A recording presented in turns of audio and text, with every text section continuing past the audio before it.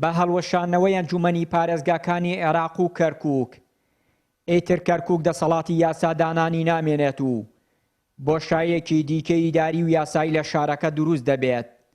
پەرلەمانتارێکی عێراق بۆ پرسی کەرکووک و چارەسەری کێشەکانی تایبەت بە شارەکە یەکریزی و تەبایی نێوماڵی کورد بە پێویست دەزانێت.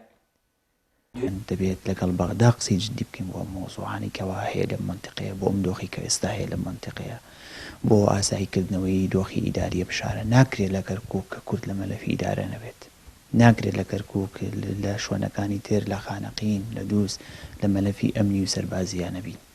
هەموو ئەمانە کۆی گشتی کێشەکانی ئێمن، بەڵام وەکو ئاماژەم پێ کرد پێویستمان بە یەکڕێزی کووردە ویلایەتە کوردستانیەکانە و پاشان هەنگاوی جدی بنین لەگەڵ بەغدا. ئێستا لە بەغدا ڕۆژێکی دژوارایە، خۆپیشاندەران خۆڕزگانە هاتنێتە سەر شەقام، داواکاریەکانیان بۆ حکوومەتی عێراقیە لە ناوچەکانی شیعەگەریەوە خۆپیشاندان سەری هەڵداوە. بۆیە دەبێت بە ئاگابین لە شوێنێتی تەعامولکردن لەسەر ئەم مەلەفەی خۆمان وەکو کورد و چۆن ئاراستەی بەغدای بکەین کەوا ئەوی پێویستە ئەنجام بدرێت. للأسماء اللي عرضها على سيدات السادة النواب بەپێی بڕیارەکەی پەرلەمانی عێراق تایبەت بە هەڵوەشانەوەی ئەنجومەنی پارێزگای کەرکووک، ئەندامانی پەرلەمان لە کەرکووک دەبنە چاودێر بەسەری ئیدارە و پارێزگاری بە وەکالەتی کەرکووک. بەرپرسێکی کۆمەڵی ئیسلامی دەڵێت کورد دەرفەتێکی هەبوو پارێزگار بگۆڕێت لە ڕێگەی ئەنجومەنەوە، کوردێک لەو پۆستەدا دابنێت، بەڵام بەهۆی ململانی حزبیەوە ئەو دەرفەتەشی لە دەستدا و دوای هەڵوەشانەوەی ئەنجومەنی پارێزگای کەرکووکیش چیتر ناتوانرێت کێشەکانی کەرکووک لە ڕووی یاساییەوە چارەسەر بکرێت. شارەزایەکی یاسایش پێی وایە ئەندامانی پەرلەمانی عێراق دەتوانن چاودێری دەسەڵاتی جێبەجێکردن بکەن و ڕۆڵی ئەنجومەن بگێڕن.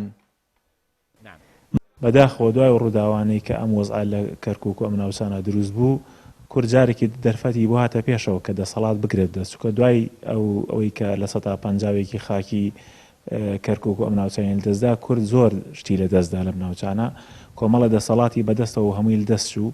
بەڵام دوای ئەوە دەرفەتی تری بۆ هاتە پێش بۆی دەسەڵات بگرێت دەست و کاری زیاتر بکات لە کەرکووک و لەم ناوچانە، بەڵام بە حقیقەت بەهۆی ناکۆکی نێوان هەردوو حیزبی دەسەڵاتدار پارتی و یەکێتی نەیانتوانی ئەو دەرفەتە بقۆزنەوە. بۆیە بەدانانی پارێزگا قەنەعەتمەوە بە زۆربەی کێشەکان حەلە بوو، کورد دەسەڵاتی زیاتر ئەبوو، کورد زۆربەی ئەو پۆستانەی کە هەیبوو هیچ نەبووە دیفاعی لێکرد کە بمێننەوەی ئەوە تا نێئێش لە دەستی بچێ. بەڵام دانانی پارێزگا پێم وایە بووە ڕابردوو و کورد ئەو دەرفەتە گەورەی دەستدا بەهۆی ململانی ئەم دوو حیزب دەسەڵاتدارەوە زۆر شتی تری لە دەستدا و ئێستا کورد ئەگەر بێت و نەگەڕێتە بۆی ناوماڵی خۆی یەک نەخات و یەک هەڵوێست بە یەک تیم نەچێتە بەغا داوای مافی ڕەوای خەڵکی کوردستان و ئەم ناوچانە نەکا، پێم وایە ئەوەی هەیە دەسیەدا.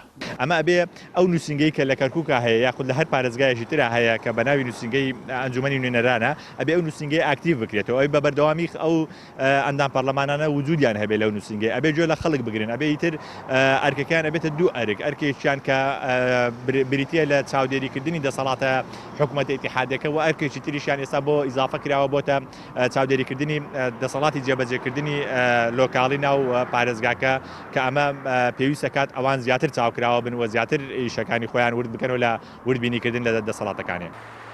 ماوەی زیاتر لە 2 ساڵە بۆشایی ئیداری و ئەمنی لە کەرکووک دروست بووە و ئەنجومەنی پارێزگای کەرکووک ڕۆڵی خۆی وەکو دەسەڵاتی یاسادانان لە دەستداوە. ئێستاش بە هەڵوەشانەوەی ئەنجومەنەکە بە یەکجاری بۆشایی دیکەی ئیداری لە شارەکە دروست دەبێت. چیان نووری کەناڵی ئاسمانی پەیام، کەرکووک.